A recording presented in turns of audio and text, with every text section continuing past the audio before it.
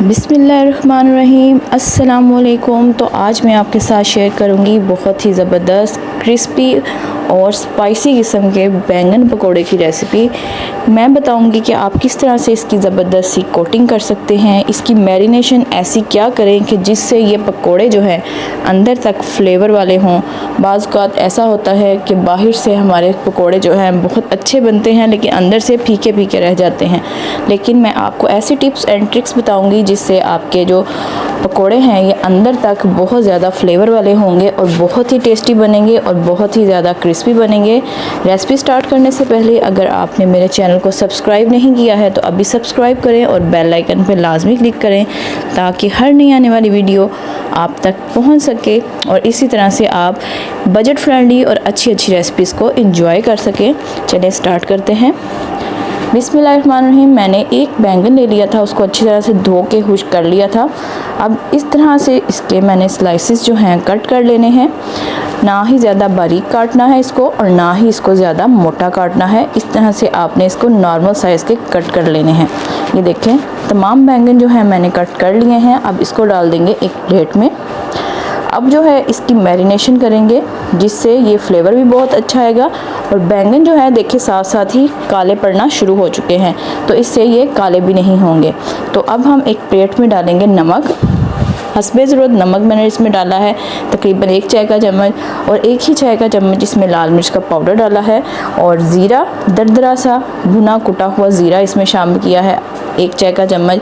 और इन तीनों चीज़ों को मैंने अच्छे से मिक्स कर लिया है। इसको अच्छे से मिक्स करने के बाद अब हाथों की मदद से इसको मैं मैरिनेट करूँगी बैंगन को।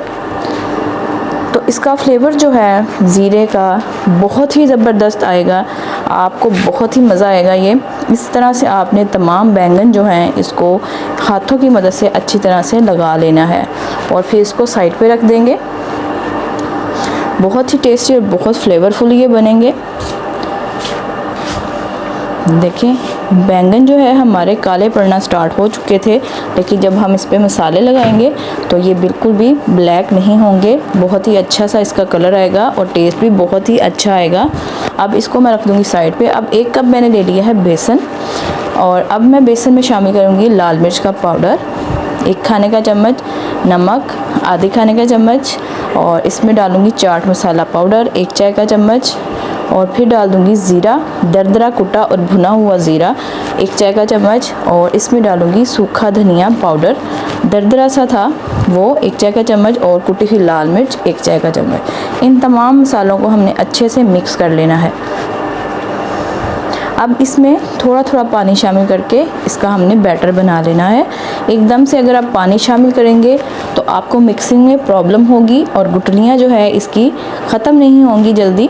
तो अगर आप थोड़ा थोड़ा करके इसमें पानी शामिल करेंगे और इसको मिक्स करते जाएंगे तो ये ज़बरदस्त सा देखिए इस तरह से हमारा बैटर रेडी हो जाएगा। बहुत ज़्यादा हमने पतला नहीं करना है ना ही बहुत ज़्यादा गाढ़ा करना है। अब जो है घी हमारा गर्म हो चुका है। अब इस तरह से हम बैंगन को इसमें डिप करेंगे और इस तरह से हमने इसमें बैंगन को डालते जाना है। घी हमारा नॉर्मल गर्म है और नॉर्मल टेम्परेचर पे हम इसको फ्राई करना है ताकि ये अच्छे से कुक भी हो जाए और बाहर से भी ये क्रिस्पी हो जाए। तो इस तरह से मैंने इसको बैंगन को फ्राई कर लेना है। तकरीबन 1 से 1.5 मिनट लगेंगे एक साइड को कुक होने में और बहुत ही जल्दी और बहुत ही मज़े के ये पकोड़े हमारे रेडी हो जाएंगे। इसी तरह से आप आलू के पकोड़े भी बना सकते हैं, बहुत ही मज़े के बनेंगे।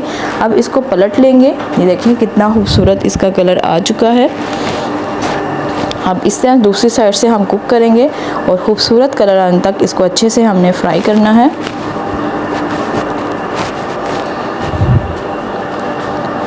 रेसिपी अच्छी लगी है तो चैनल को सब्सक्राइब करें, बेल आइकन पे लाजमी क्लिक करें ताकि मेरी हर नई आने वाली वीडियो आप तक पहुंच सके। मेरे चैनल पर बहुत सी फ्राइड और बजट फ्रेंडली रेसिपीज़ मौजूद हैं, आप जाके चेक करें और उनको ज़रूर ट्राई करें और फीडबैक में मुझे लाजमी बताएं कि आपको ये कैसी लगी।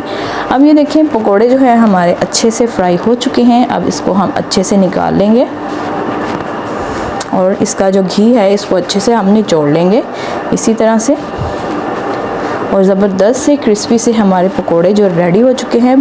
बैटर जो है आपने इसी तरह से इसका गाढ़ा रखना है। ये देखिए अब आप इसको केचप के साथ सर्व करें और इन्जॉय करें। मिलते हैं न्यू हेल्थी और टेस्टी रेसिपी के साथ। तब तक के लिए मुझे इजाज़त दीजिए और अपनी ढेर सारी दुआओं में मुझे याद रखिएगा। अल्लाह हाफिज़।